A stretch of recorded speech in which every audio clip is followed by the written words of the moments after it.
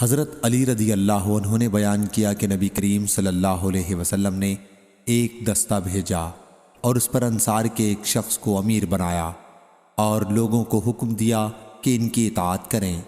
پھر امیر فوج کے لوگوں پر غصہ ہوئے اور کہا کہ کیا آن حضرت صلی اللہ علیہ وسلم نے تمہیں میری اطاعت کا حکم نہیں دیا ہے؟ لوگوں نے کہا کہ ضرور دیا ہے۔ اس پر انہوں نے کہا کہ میں تمہیں حکم دیتا ہوں کہ لکڑی جمع کرو اور اس سے آگ جلاؤ اور اس میں کود پڑو۔ لوگوں نے لکڑی جمع کی اور آگ جلائی۔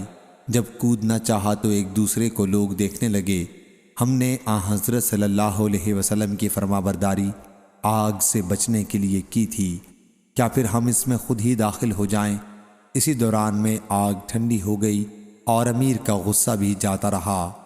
پھر آن حضرت صلی اللہ علیہ وسلم سے اس کا ذکر کیا گیا تو آپ نے فرمایا کہ اگر یہ لوگ اس میں کود پڑتے تو پھر اس میں سے نہ نکل سکتے۔ اطاعت صرف اچھی باتوں میں ہے۔ صحیح بخاری حدیث نمبر 7145۔